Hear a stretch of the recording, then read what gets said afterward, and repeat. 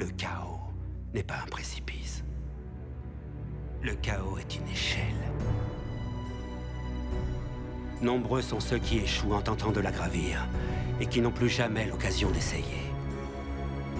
La chute les brise. Littlefinger est l'un des personnages les plus manipulateurs de Game of Thrones. Et c'est pourquoi aujourd'hui, nous allons nous intéresser à son aspect psychologique, sa dynamique et la façon dont il se sert de ses atouts pour lui-même pour servir ses propres intérêts.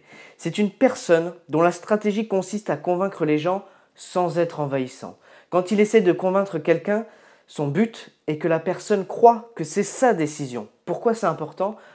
Parce que toute personne veut ressentir qu'elle contrôle la situation et ses décisions. Alors qu'en réalité, c'est Littlefinger qui maîtrise la situation et les décisions des gens.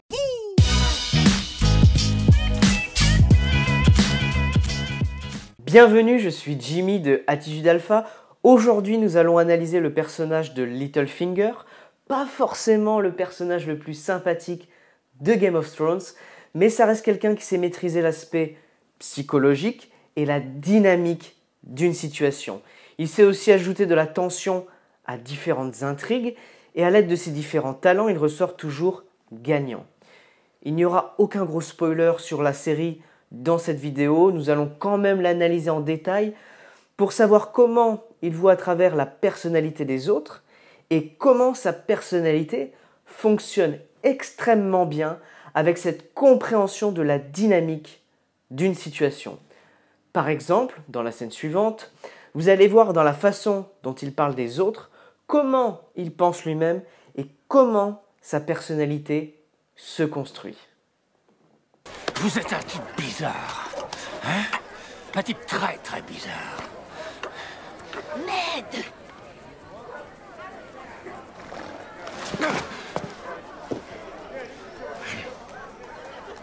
Ah, les Stark. Sang vif, esprit lent. Littlefinger est une personne qui observe attentivement les gens et on voit dans cet extrait qu'il dit que cette personne a le sang chaud, donc qu'elle a beaucoup de tempérament et qu'elle a un esprit lent, donc que cette personne est idiote. Donc c'est quelque chose de très péjoratif et ça signifie lui-même qu'il a une personnalité très audacieuse et qu'il apprécie ses aspects rationnels et aussi le paradigme que la connaissance apporte le pouvoir. C'est vraiment un personnage machiavélique dans Game of Thrones. Par exemple, dans la scène suivante, il dit qu'on devrait avoir toujours en tête chaque scénario possible et vivre de manière à ne pas être pris par surprise négativement par l'un de ces scénarios. Ne combat pas le Nord. Ne combat pas le Sud. Combat dans chaque bataille, en permanence, n'importe où.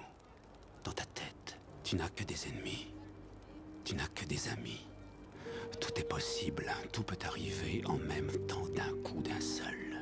Vis ainsi et tu ne seras jamais prise de court. Si vous souhaitez obtenir un ouvrage sur le pouvoir psychologique et le machiavélisme, je vous recommande de lire Power, les 48 lois du pouvoir par Robert Greene. Cela vous permettra de vous renseigner sur ces méthodes et de vous en protéger. Je pense que ce livre est une bonne recommandation. Je vous montre la version gros format, mais il y en a une plus petite que je mettrai en lien plus bas dans la description de la vidéo. Ce qu'il y a d'intéressant en plus, c'est qu'il ne se rend même pas compte de ce paradigme, de ce modèle. La connaissance apporte le pouvoir en regardant des chiffres, des données ou même des faits. Non, c'est le contraire en fait. Il se rend compte que les personnes ne sont pas seulement des personnalités rationnelles, mais sont également convaincues par de nombreux facteurs émotionnels. C'est-à-dire que les gens prennent leurs décisions de manière émotionnelle avant de prendre une décision rationnelle. Je n'ai guère de connaissances en stratégie, mais l'arithmétique élémentaire penche en faveur du camp qui est le plus nombreux. Si la guerre dépendait de l'arithmétique, les mathématiciens dirigeraient le monde. Il sait donc que les gens ne sont pas juste des formules mathématiques, mais qu'il faut les observer. Et il le fait très bien en analysant d'autres personnes dans l'extrait suivant. Regardez là. Celui-ci est à la reine. Et vous voyez cette septa, absorbée par son livre? C'est une personne qui arrive à très bien juger les gens et il sait aussi que les gens ne sont pas seulement convaincus par l'argent ou des facteurs matériels.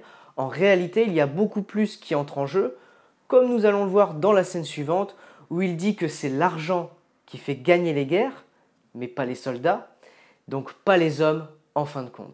C'est l'or qui gagne les guerres, non les soldats. Et c'est un fait également très important pour Game of Thrones. Il n'est pas seulement question de gagner une guerre si tu as une foule de soldats contre toi. Ça pourrait devenir problématique sur le long terme, pas seulement à cause du nombre de soldats, mais de la puissance supérieure qui pourrait provoquer de rapides implications qui joueraient en ta défaveur. Et c'est l'avantage qu'il a sur les autres. Comme il arrive à bien voir à travers les gens, il connaît les dynamiques sociales. Vous verrez un exemple dans la scène qui va suivre. Il y a une discussion entre deux personnes qu'il va interrompre, mais il arrive à le faire d'une façon qui semble si naturelle, pas mal polie. Il montre par cette interruption naturelle, qui n'est pas forcée, qu'il est important pour cette autre personne. Il est comme un petit frère pour moi, Ned. Pour rien au monde, il ne trahirait ma confiance. Je vais m'efforcer de vous maintenir en vie par égard pour elle. Un travail dément, j'en conviens, mais je n'ai jamais rien pu refuser à votre femme. Je n'oublierai pas ce geste. Vous êtes un véritable ami. Et c'est précisément avec cette confiance en soi qu'il interrompt les autres et utilise ce silence pour faire la différence, surtout quand c'est calme et que l'attention se porte naturellement sur lui, ce qu'il fait très souvent. Par exemple, dans la scène suivante, une autre personne monopolise l'attention. Cette personne est très en colère et en plus il y a du monde qui les écoute. Mais vous allez voir qu'il parvient à désamorcer la situation avec une blague tout en se rabaissant au niveau des autres, en se présentant d'une certaine manière, ce qui attire la sympathie des autres. Je suis chevalier. Je mourrai comme un chevalier.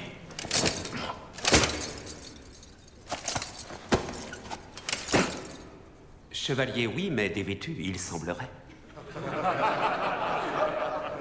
Le plus important dans votre vie, ce n'est pas le fait d'avoir un statut plus élevé ou de rabaisser une autre personne, mais plutôt d'avoir une bonne relation avec les autres. Donc si vous apprenez à bien connaître une autre personne, que vous vous amusez ensemble et que vous vous jetez des blagues pourries de genre l'un à l'autre pour vous amuser, ça c'est ok. Mais lancer une blague pour rabaisser une autre personne et être mieux considéré, mieux vu aux yeux des autres, je ne vous conseille absolument pas de le faire.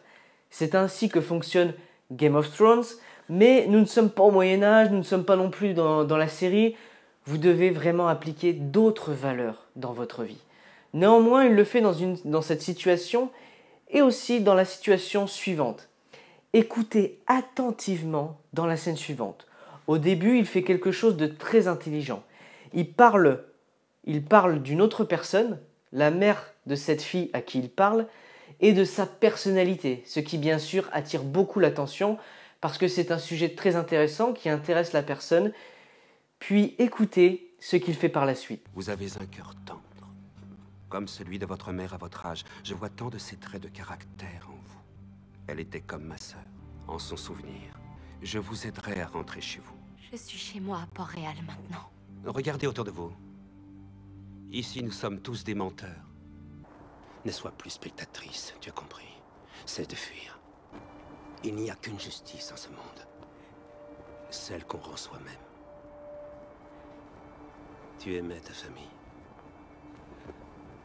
Venge ta famille.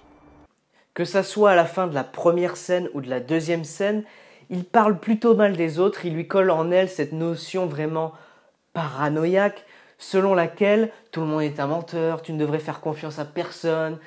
Qu'est-ce que ça implique ? Ça implique qu'il devient la seule personne à qui elle peut faire confiance. Et c'est extrêmement perfide, fourbe, parce qu'il parvient à lui construire une autre réalité pour elle et à l'écarter de tous les autres à qui elle faisait confiance.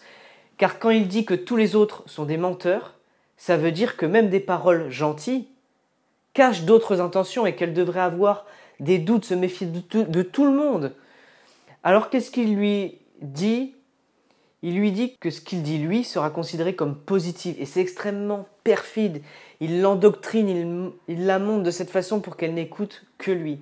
Et c'est vraiment un stratège. Comme vous allez le voir dans la scène suivante, il utilise différentes tactiques pour simplement masquer les choses. Ce que vous suggérez, c'est une trahison. Seulement si nous perdons. Faire la paix avec les Lannister, dites-vous. Avec les personnes qui ont tenté d'assassiner mon fils. Nous ne faisons la paix qu'avec nos ennemis, messire. C'est pour ça que ça s'appelle faire la paix. Donc ici, il ne recommande pas la chose la plus simple qui serait une trahison, quelque chose de pas vraiment discret. Sur le plan moral, ça ne serait pas bien joué, mais ça irait plus vite.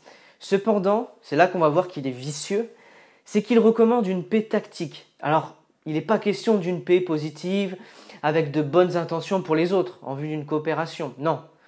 En fait, c'est là le vice, c'est qu'il recommande une paix tactique que l'on peut ensuite dissoudre quand on le souhaite. Il veut faire la paix pour mieux attaquer par derrière. C'est ce qui le rend si fort, c'est un chef extrêmement intelligent, un penseur tactique extrêmement rationnel, qui réussit à s'emparer du pouvoir tout en n'étant pas vraiment une personne sympathique, ce qui va quand même lui causer des problèmes par la suite. Donc je vous recommande à nouveau le livre Power, les 48 lois du pouvoir de Robert Greene. Bien sûr, il faut être extrêmement prudent avec les thèmes abordés dans ce livre, comme je vous l'ai dit dans ma vidéo. Merci à vous pour avoir regardé la vidéo. Je vais vous mettre le lien du livre que je vous recommande dans la description de la vidéo. Power, les 48 lois du pouvoir de Robert Greene. Je vous souhaite à toutes et à tous une très bonne journée.